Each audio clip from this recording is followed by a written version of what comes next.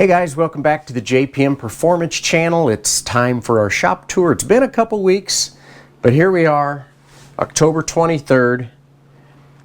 John was out of town at a conference last week, so we didn't have a shop tour, and it actually worked out okay because I'm still working on kind of getting everything reorganized after the runoffs, but we're looking good, back into full swing. So let's just jump right into our shop tour and show you guys exactly what's going on. So, had a conversation with Denny Hightower, and he's like, so he's from Florida. He's like, can I make the turkey trot, which is a Thanksgiving weekend at Sebring, I believe. So he's a Florida guy. I'm like, okay, I think maybe we can. So I'm gonna get to working on his engine here. You can see I've got the cylinder head ready. Crankshaft just needs to be sonic clean. The block's ready to go, getting ready to lay everything out.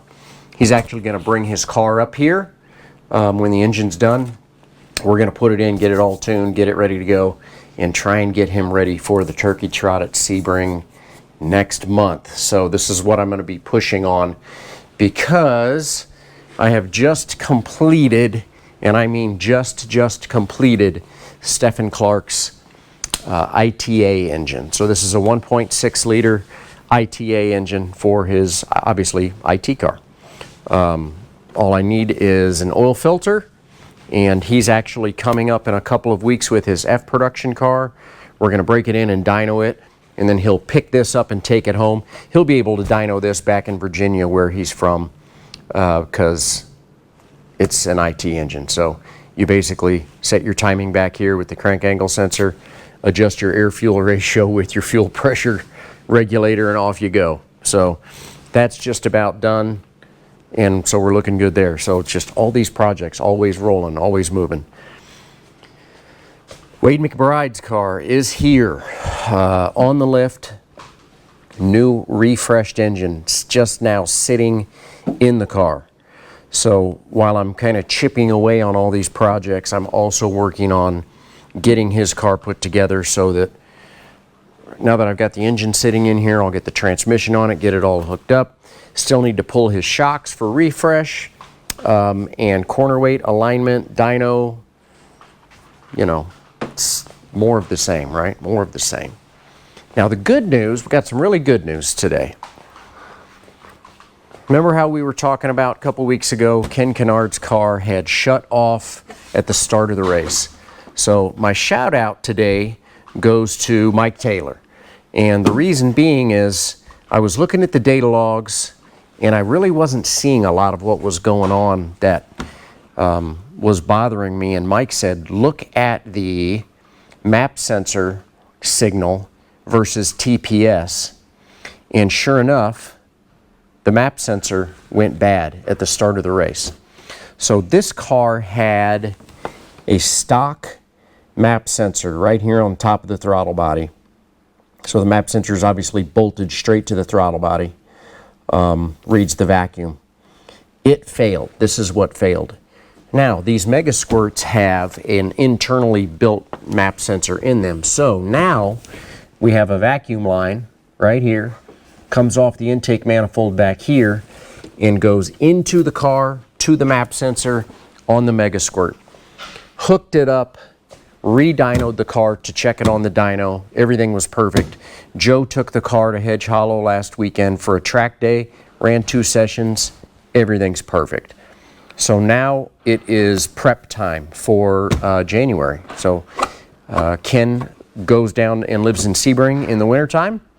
And so Joe will be taking the car down there for the January races, which will be here before we know it. Couple months here. Man, Christmas will be here, and the next thing you know, time to go racing again. So, but whew, really happy that we found this. Also very disappointing that we didn't have this problem sooner at the runoffs. But either way, fixed, feeling confident, looking good. There's FedEx, whatever. He knows what to do.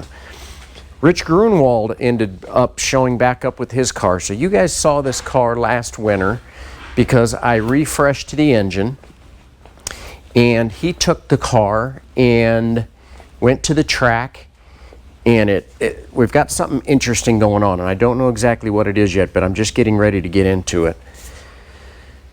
Good oil pressure, get out on track, oil temperature starts to come up, and the oil pressure just goes down. Down, down, down, down, down. Let it cool off, oil pressure comes back up. And when I mean down, I mean low, low, you know, in the teens, just from the oil being hot. So we can't have that. So what we're going to do is we're going to dig into this, see if we can figure out exactly what's going on. Hey, man. This needs a signature. Okay.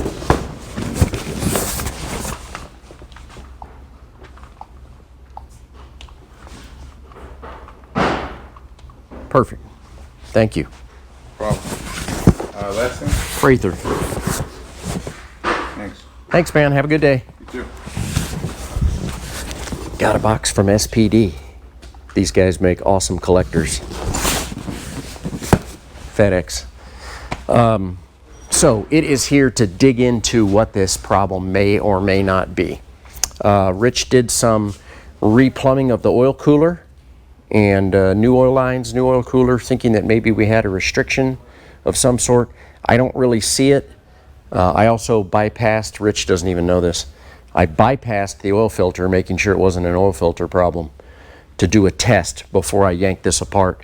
Did the same thing. So there's something weird going on. We'll see if it's in the oil pump system, which we actually changed.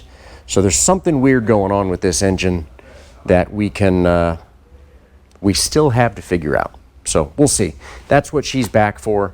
Unfortunately, Rich did not get much running in this year at all because of this little problem, but the basis of the engine should be fine, and then once we figure it out, we'll move on.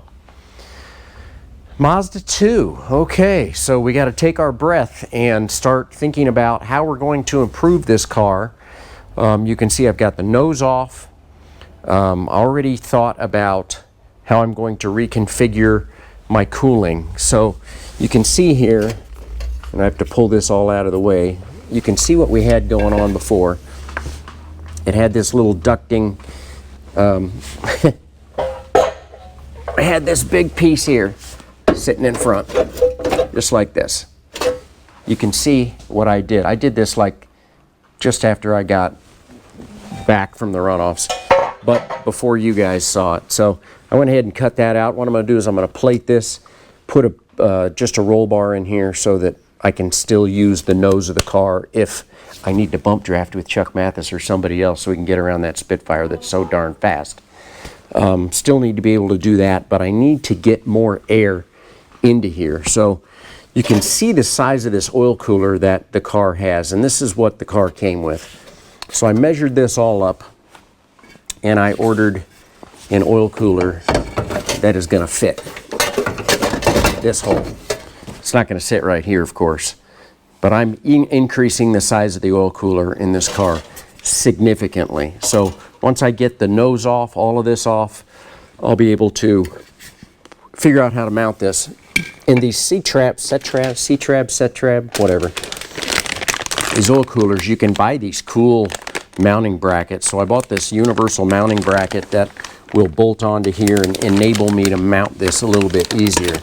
But you can see I've got the oil draining out of the coolers and the engine and the water, and yeah, the oil was a little stinky.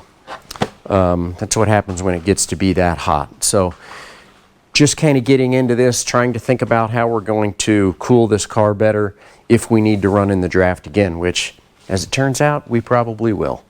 So 15 minutes a day, guys, even though we're still, you know, it's October still.